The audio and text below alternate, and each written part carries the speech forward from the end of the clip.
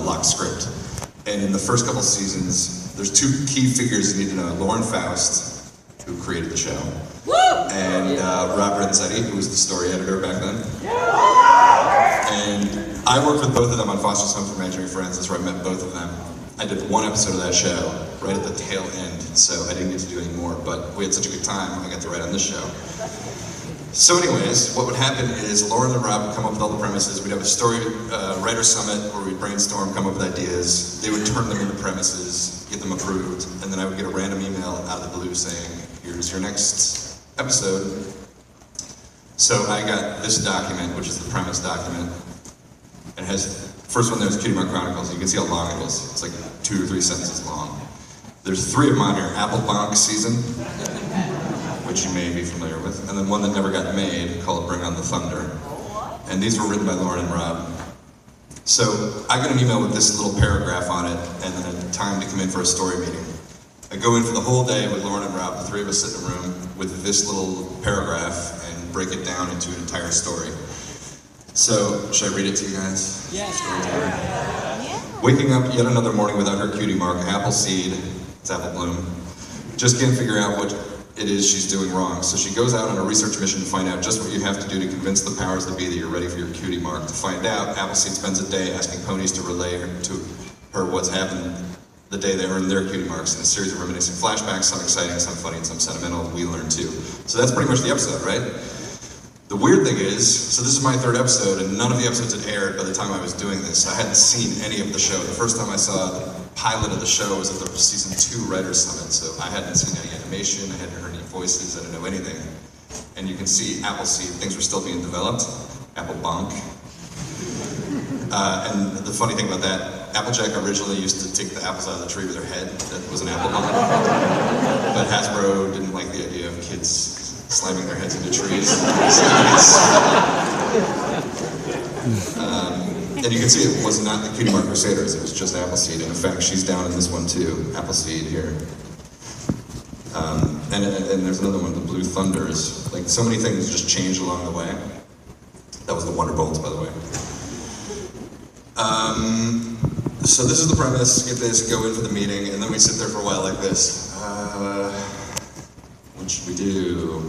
So then you take these little index cards, you put them on the wall, and you look for the commercial breaks, which is going to be the act breaks. It was really hard to do on this episode because it's 6 individual stories with the wraparound story of the Crusaders. So we have the story meeting, that's done. And here's an email. Can you see that? I can't tell how big that is. Bye, Brad.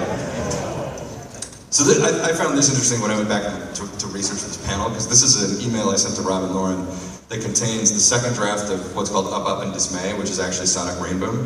That was its original title. So this email has the 2nd draft of that and the 1st draft of the Cutie Mark Chronicles outline. So I was kind of doing both at the same time. So,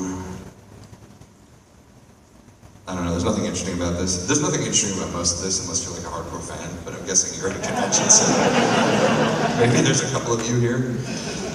So it says in the Cutie Mark, I realized when I got home we didn't have a teaser. The teaser's a little bit right before the main titles, so I just made one up, and if it's wrong, I'll write into it. And that's kind of how it was. It's like, you figure out as much as you can in that time.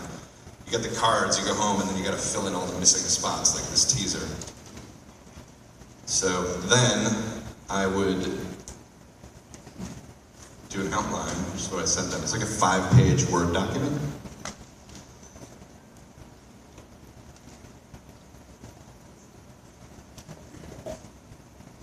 Oh, sorry guys. What's the best way to do this? Command plus. What did I do? What? Plus? Just plus? Command plus. Command plus.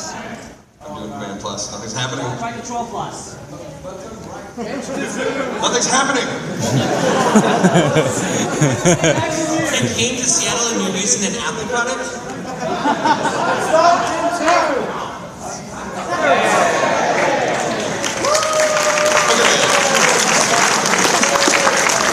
It's a well-oiled machine. So this is what an outline looks like. It's just, like I said, it's a 5-page word. This one's 7 pages because it's so much story.